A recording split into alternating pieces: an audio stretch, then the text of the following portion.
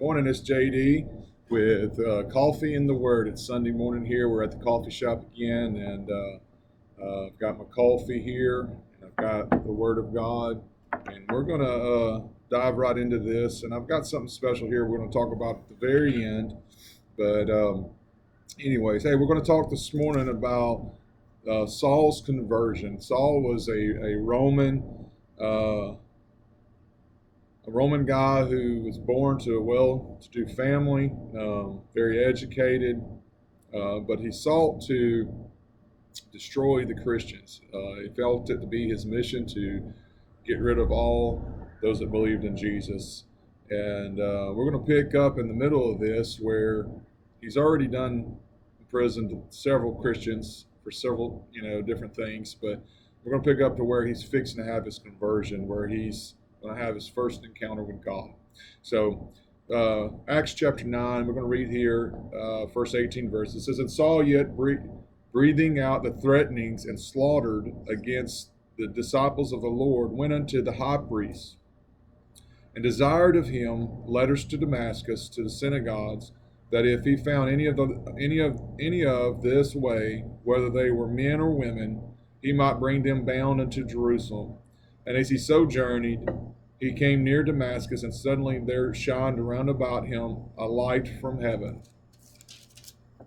And he fell to the earth, and heard a voice saying unto him, Saul, Saul, why persecutest thou me? And he said, Who art thou, Lord? And the Lord said, I am Jesus, whom thou persecutest. It is hard for thee to kick against the pricks. And he trembling and astonished, said, Lord, what wilt thou have me to do? And the Lord said unto him, Arise, go into the city, and it shall be told thee what thou must do. And the men which journeyed with him stood speechless, hearing a voice, but seeing no man. And Saul arose from the earth, and when his eyes were opened, he saw no man. But they led him by the hand and brought him to Damascus, and he was 3 days without sight, neither did he eat nor drink. And there was a certain disciple at Damascus named Ananias, and him said the Lord in a vision, Ananias? And he said, Behold, I am here, Lord. The Lord said unto him, Arise, go into the street which is called Straight, and inquire in the house of Judas for one called Saul of Tarsus.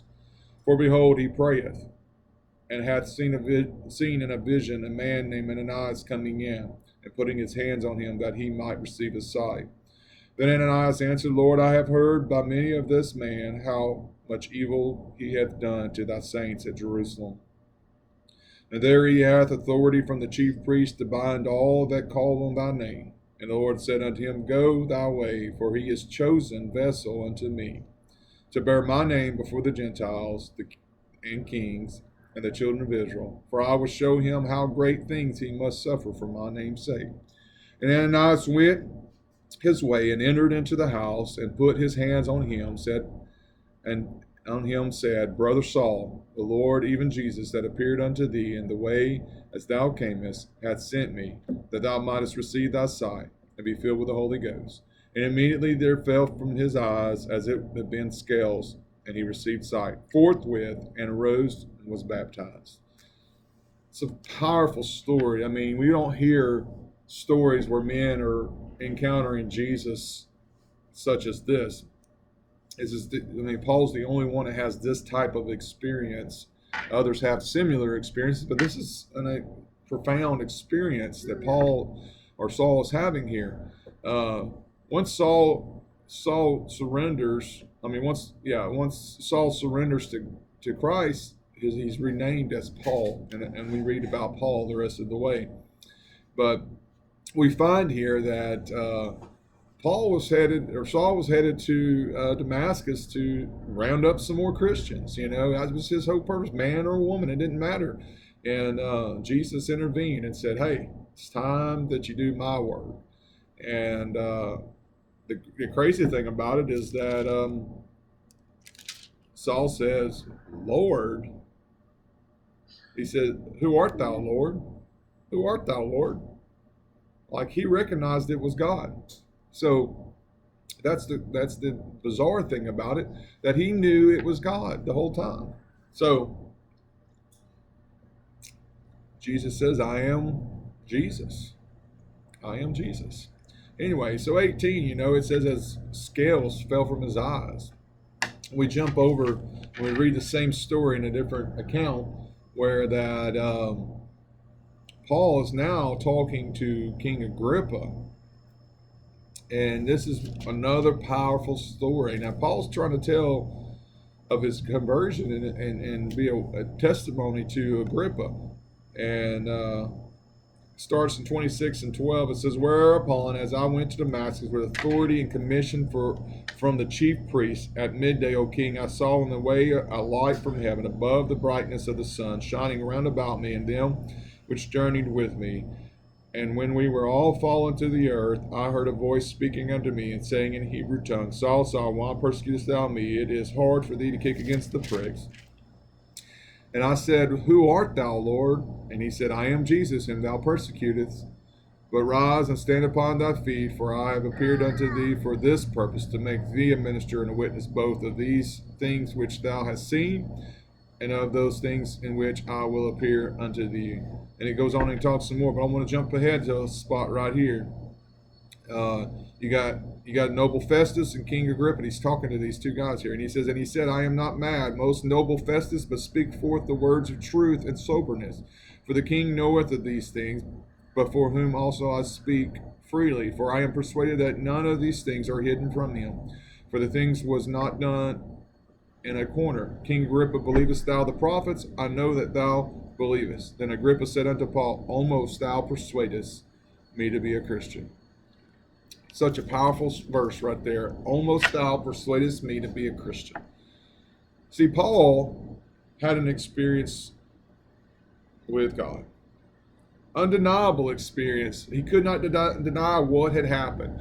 It was an experience, true and ultimately. And he had the scales fall from his eyes. He was no longer blinded by the sin of life that he was in. But Agrippa here, he has not had an experience with Christ, and he is completely blinded. Even though Agrippa's sight, his physical sight is not impaired, his spiritual sight has been blinded because of who knows what, right? Too often we are blinded by the things that go on in our life that we can't even see what God's trying to do. Whether it's a sin, whether it's lust, whether it's personal desires, whether it's careers, whatever the case may be. But we get blinded because we get focused on what we want and what we desire versus what God is wanting, what God's desiring. And we get twisted and we're blinded. We cannot see beyond ourselves. And we have to tear down those walls, tear down those sins, tear down them things that keep us blinded so that we can see what God is trying to do. Paul here is trying to testify to Agrippa and tell him about God, trying to convert him from his sinful nature. And Agrippa says, thou almost persuadest me, Paul. What a sad statement to be in a position where I almost believed, but I chose not to. And that's where he was at. So, what a great story. What a great message in that. Don't be in a position where you almost believe God. You've got all the evidence, you've got all the truth, but thou almost persuaded, and you decided not to. How many are going to stand before the king one day and say, I was almost persuaded, but I didn't do it, and now I regret it? That's the truth of the matter. That's the facts here today. Are you almost persuaded to serve God? Are you almost persuaded? What holds you back? What are you hanging on to in this present world that's keeping you from serving God to your fullest? Have you even surrendered to God at all? Are you saved today? You can be saved at this very moment. If that's you, it's as simple as, I believe that Jesus Christ is the Son of God. I want to serve him with the rest of my life. I pray that, Lord, forgive me for my sins, and I commit myself to him. And then all you got to do is submit to God. Begin reading his word, attend church, begin to fellowship, be a witness. And that's it. You're saved. But don't be like Agrippa and say, I was almost persuaded. I hear it all, I almost came to church, but this happened or that happened. And how many times, I can't tell you how many times that I've showed up at home from work, tired, worn out, and felt like not going to church, but I did anyways. I did anyways. And after leaving church, I was more energized than I was before. I was not tired anymore. I wasn't exhausted. I found renewed strength, but I could have stayed home. I was almost persuaded to stay home and not go to church.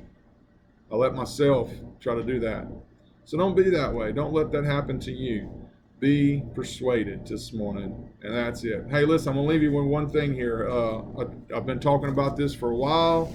Seems like it's taken forever for this to come to pass, and I have been excited about it. But my book is finally here. Active Fathers. This has been a passion of mine. I've talked about this in my men's group many times, but I just want to show you the chapters real quick. There's 12 chapters here. Chapter 1, love your wife as yourself. Chapter 2, put first things first. Chapter 3, be seen, not heard. Chapter 4, the lost child. Chapter 5, secret sauce. Chapter 6, loving outside the box. Chapter 7, disciplined. Chapter 8, stepping up to bat. Chapter 9, investment. Chapter 10, balance. Chapter 11, making memories. And chapter 12, men of valor. So, hey, go on Amazon, type in Active Fathers, type in my name behind it. It'll pull it straight up. And purchase your book there on Amazon. I think we're working on the e-reader version of it as well. It should be out soon. Once you read it, go back and put a comment, a review. Let me know what you think. Tag me on Facebook and let me know what you thought about the book. And hey, good, bad, or negative, I'm okay with it. Just give me some feedback. I'd like to hear from everybody on that, and it's great. I'll try to respond. If you tag me on Facebook, I'll try to respond to you with it. But anyways, thanks a lot. Hey, go check my book out, but most importantly, check this book out, Holy Word, Holy Bible. You need this every day. This stuff here come from this right here, okay? There's nothing in here that I didn't learn from the Bible. So read this every day. I don't care if you read anything else. I don't care if you buy my book or not. Read this. This is more important. Go read your word today. Hey, be in church this morning. Find yourself in Sunday school. Talk to your pastor. Witness to somebody. And guess what? Hey, everybody's facing something. Every single person that's in the church is dealing with something. So, hey, how about wrapping your arms around somebody at church this morning and saying, hey, I'm praying for you, been missing you. Pick up the phone, call one of those senior shut-ins that can't make it and would love to be there. And they're at home because maybe they're physically unable, sick, whatever the case is. Say, hey, we've been missing you, praying for you, thinking about you. So, anyways, hey, be an active father, but most of all, be an active Christian. Hey, love you guys. Have a good day.